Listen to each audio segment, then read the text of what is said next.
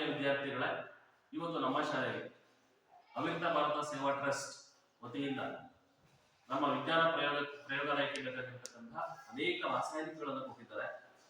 ಜೊತೆಗೆ ಸೂಕ್ಷ್ಮ ಜೀವಿಗಳನ್ನ ವೀಕ್ಷಣೆ ಮಾಡೋಕ್ಕೋಸ್ಕರ ಜೀವಕೋಶವನ್ನು ವೀಕ್ಷಣೆ ಮಾಡಬೇಕು ಅಂತ ನಮಗೆ ಸಮಸ್ಯೆ ಇದ್ದಂತ ಸಂದರ್ಭದಲ್ಲಿ ನಮ್ಮ ಶಾಲೆಗೆ ಒಂದು ಬೈನಾಕ್ಯುಲರ್ ಸೂಕ್ಷ್ಮ ಯಂತ್ರವನ್ನು ಸಹ ಅವರು ನಮ್ಮ ಶಾಲೆಗೆ ದಾನವಾಗಿ ನೀಡಿದ್ದಾರೆ.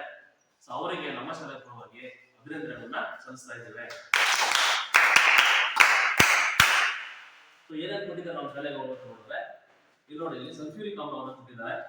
ಅದೇ ರೀತಿ ಪೊಟ್ಯಾಷಿಯಂ ಪರ್ಮಾಂಗನೇಟ್ ಲವಣವನ್ನು ಕೊಟ್ಟಿದ್ದಾರೆ. ಹಾಗೇನೆ ಸೀಸದ ನೈಟ್ರೇಟ್ ಲವಣವನ್ನು ಕೊಟ್ಟಿದ್ದಾರೆ.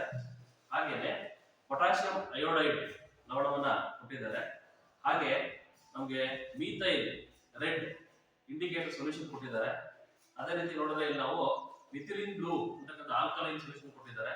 ಸೊ ಇದನ್ನ ನಾವು ಏನಕ್ಕೆ ಬಳಸ್ತೀವಿ ಅಂತ ಹೇಳಿದ್ರೆ, ಸಾಮಾನ್ಯವಾಗಿ ಆ ಒಂದು ಜೀವಕೋಶಗಳ ಸ್ಲೈಡ್ ತಯಾರು ಮಾಡಬೇಕಾದ್ರೆ, ಟಿಶ್ಯೂ ಸ್ಲೈಡ್ ತಯಾರು ಮಾಡಬೇಕಾದ್ರೆ ಇದನ್ನ ನಾವು ಬಣ್ಣ ನೀಡೋಕ್ಕೋಸ್ಕರ ಬಳಸ್ತೀವಿ ಅಂತ ಕೊಟ್ಟಿದ್ದಾರೆ. ಇದ್ರ ಜೊತೆಗೆ ಏನಪ್ಪಾ ಅಂತಂದ್ರೆ ನಮಗೆ ಸ್ಟೈನ್ ಸೊಲ್ಯೂಷನ್ ಕೊಟ್ಟಿದ್ದಾರೆ.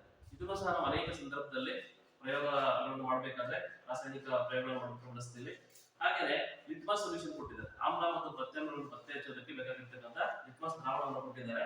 ಸೊ ಅದೇ ರೀತಿ ನೋಡಿದ್ರೆ ಅಲ್ಲಿ ಇಲ್ಲಿ ಸತ್ತುವಿನ ಗ್ರಾನ್ಯೂಲ್ಸ್, ಜಿಂಕ್ ಗ್ರಾನ್ಯೂಲ್ಸ್ ಕೊಟ್ಟಿದ್ದಾರೆ. ಸೊ ಇದು ಸಹ ನಾವು ಆಮ್ಲಗಳು ಮತ್ತು ಪ್ರತ್ಯಾಮ್ಲಗಳು ಮತ್ತು ಲವಣಗಳು ಪಟ್ಟದಲ್ಲಿ ಇದನ್ನು ನಾವು ಸಮರ್ಥವಾಗಿ ಬಳಕೆ ಮಾಡಬಹುದು. ಜೊತೆಗೆ ನಾವು ಪ್ರಮುಖವಾಗಿ ವಿದ್ಯಾರ್ಥಿಗಳು ಸೂಕ್ಷ್ಮ ಜೀವಿಗಳನ್ನ ನೋಡಬೇಕು.